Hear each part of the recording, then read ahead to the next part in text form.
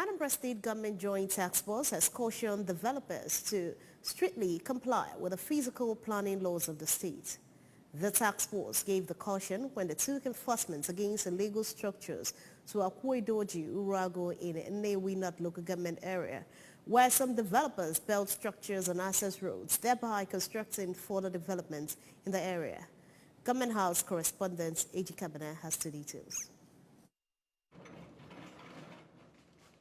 One of such developments is an ongoing duplex which blocked a major access road, obstructing further developments in a vast virgin land behind it. Armed with an excavator and other earth-moving machines, the team pulled the building down, including other structures such as gatehouses, shops, fences, and others erected on access roads around the layout. Almost all the buildings in the axis visited bore red markings of warnings to the developers, even while they were still at foundation level, but the developers remained adamant, continuing their development. Some of the residents in the location involved who spoke to the ABS behind the camera lamented why someone can spend such amount of money to build structures without seeking permission from the government in terms of official approval, saying that if they had sought for approval, they would have been given a proper explanation about the place. Addressing the press shortly after the exercise at the board's headquarters in Amobia, the chairman of Anambra State Physical Planning Board, Barrister Chike Maduekwe, revealed that the enforcement is a routine being carried out from zone to zone to enforce town planning laws and ensure that development in the state is controlled, stressing that the location is a government-approved layout whose master plan has been bastardized by some people.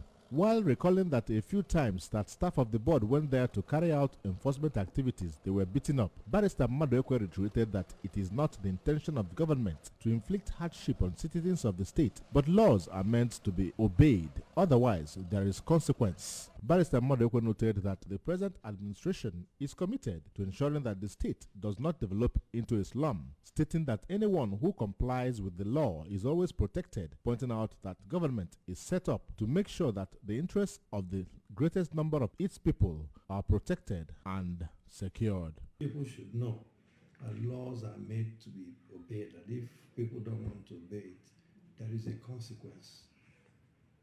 Each time some of these demolitions happen, it touches us because we are human beings, but at the same time, we have been given strict instructions to make sure that the state does not develop into a slum. One of the places they visited today, these people have been given, they were being warned for more than 2 years now, from foundation. I even had to write to be sure that we don't go and demolish a building that is not supposed to be demolished. When they brought the reports, we wrote to the Surveyor General to give us the plan of that estate. This was on the road, and they were told, please remove these things.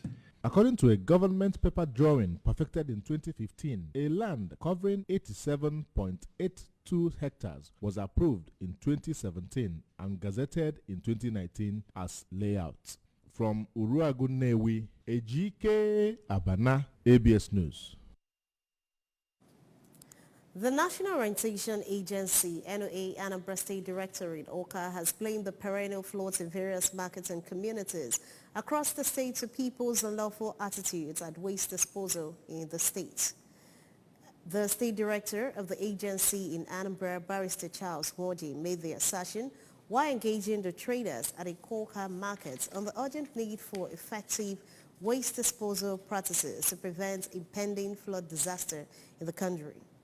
Barrister Warji, who spoke through the Deputy Director of Programs of the agency, Sir Joseph Uchendu, equally advised traders to work towards opening up all blocked water drainages in the markets for easy movement of flood water, reminding them that water has the power to pull down their shops if it has no proper channels to flow out freely. He blamed the perennial flash floods of the state on the people's inordinate attitudes in furious disposal and condemned in his entirety the unwholesome behavior of some traders who he said have formed the habits of dumping refuse inside the water channels, especially during the rains, describing such attitude as evil before God and man. He, however, admonished the people to learn how to dump waste at government-approved designated places in the state and lauded the traders for cultivating the habit of dumping refuse generated from the market at the government-approved areas in the markets.